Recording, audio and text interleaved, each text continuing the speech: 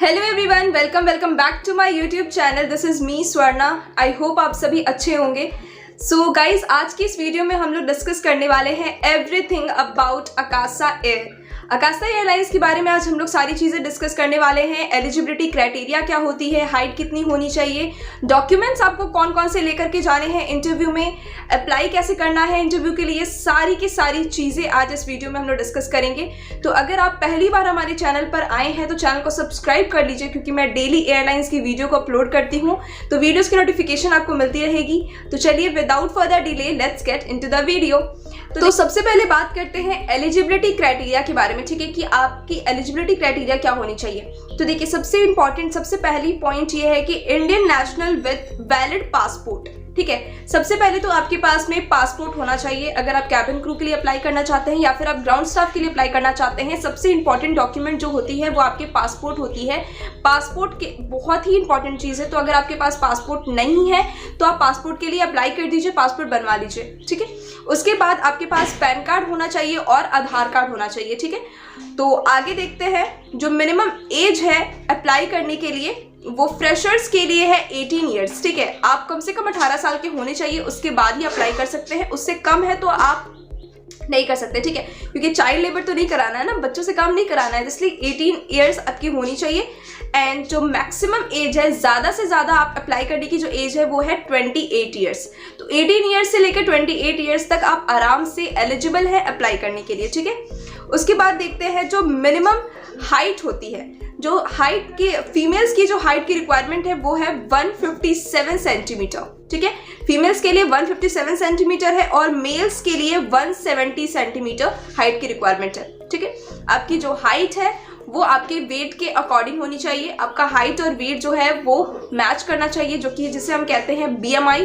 तो आप अपना बॉडी मेजरमेंट इंडेक्स जो होता है BMI, आप एक बार कैलकुलेट कर लीजिएगा। ठीक है, आप अपना हाइट पता कर लीजिए, अपना वेट पता कर लीजिए, और आप इजीली आराम से गूगल पे अगर आप सर्च भी करेंगे ना कि आपकी हाइट इतनी है, वेट कितना है, तो आपका BMI कितना होना चाहिए वो आपको आराम से पता चल जाएगा। ठीक है, तो फीमेल के लिए हाइट होनी चाहिए 157 सेंटीमीटर और मेल के लिए 170 सेंटीमीटर। आई होप क्लियर होगा।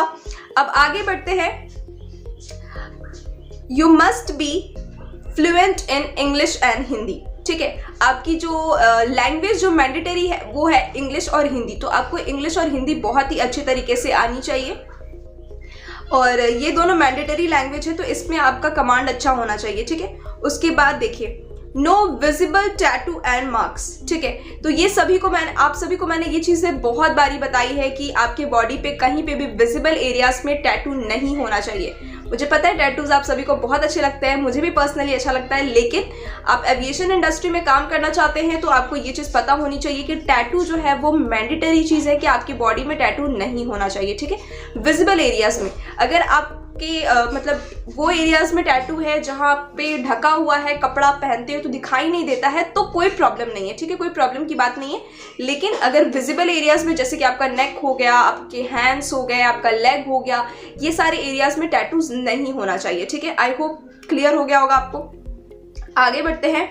एक्सपीरियंस कैंडिडेट की अगर हम बात करें तो एक्सपीरियंस्ड कैंडिडेट की का जो मिनिमम एज है अप्लाई करने का, जिनके पास बहुत सारा एक्सपीरियंस है, वो 39 ईयर्स तक अकासा एयरलाइंस में अप्लाई करने के लिए एलिजिबल है। ठीक है, ये सिर्फ और सिर्फ एक्सपीरियंस कैंडिडेट के लिए वैलिड है। अगर आप एक्सपीरियंस कैंडिडेट है तो आप आराम से 39 ईयर्स तक अप्लाई कर सकते हैं विदाउट हैविंग एनी इशू।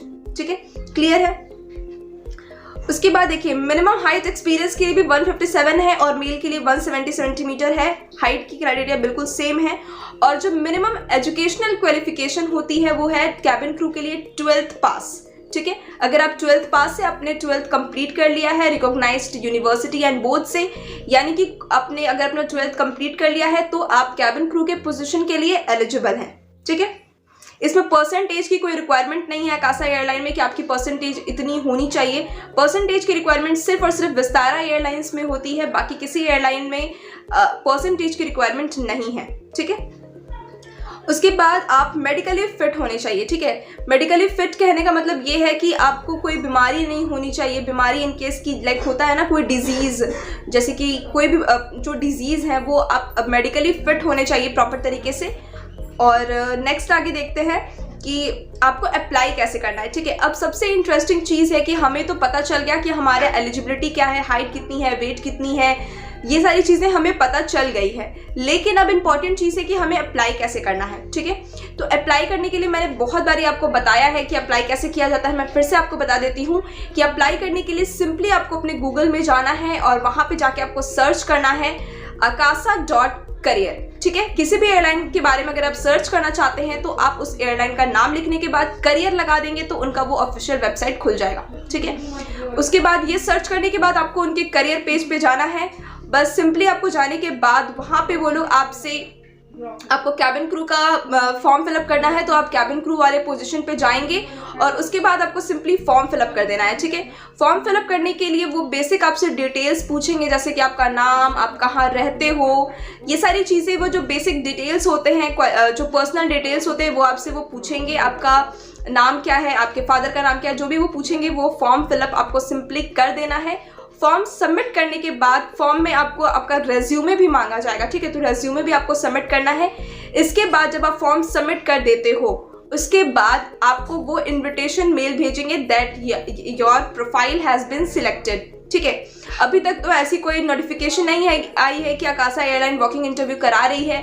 तो अभी तो ऐसा ही प्रोसेस चल रहा है कि आपको फॉर्म सबमिट करना है और आपको मेल आएगा, उसके बाद ही आप इंटरव्यू देने के लिए जा सकते हैं। जब आपका जो आपने फॉर्म फिलअप किया है वो प्रोफाइल शॉर्टलिस्ट हो जाएगा तो ही आप जाके इंटरव्यू दे सकते हैं। अभी तक तो ऐसा ही चल रहा है, ठीक है। अगर कुछ चेंजेस आते हैं तो मैं आप लोगों को अपडेट कर दूंगी, बट फिलहाल तो यही चीज़ें हैं कि आपको फॉर्म सबमिट करना है, वो आपको इन्विटेशन मेल देंगे और आप उसके बाद जाकर के इंटरव्यू दे सकते हैं। क्लियर है? अब आगे बढ़ते हैं कि आपको डॉक्यूमेंट्स कौन कौन से लेके जाने हैं, ठीक है। हमें पता चल गया कि भाई एलिजिबिलिटी क्राइटेरिया क्या है, हमने अप्लाई भी कर दिया, बट अभी हमें ये पता ही नहीं है कि हमें डॉक्यूमेंट्स क्या क्या लेके जाना है। तो हम क्या करेंगे, तो डॉक्यूमेंट्स आपको क्या क्या लेके जाना है वो मैं आपको बताती हूँ।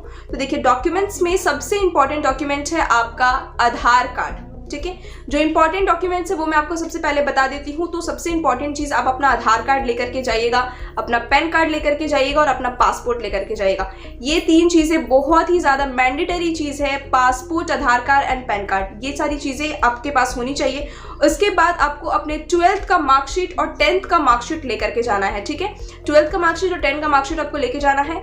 उसके बाद आपको अपने रेज्यूमे का हार्ड कॉपी लेकर के जाना है, ठीक है। आपके फ़ोन में रेज्यूमे है, very fine, very good, but आपको हार्ड कॉपी भी लेकर के जाना है रेज्यूमे का, ठीक है।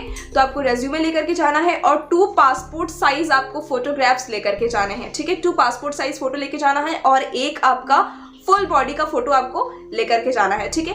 तो ये चीज़ें आपको पता होनी चाहिए कि आपको 2 पासपोर्ट साइज फोटो लेकर के जाना है, एक आपको फुल बॉडी का फोटो लेकर के जाना है। जो आप फोटो क्लिक करवाएंगे तो आप पासपोर्ट साइज तो क्लिक करवाइएगा, एक फुल बॉडी का भी क्लिक करवा लीजिएगा, फोटो रख लीजिएगा अपने पास, काम आएगा आपको।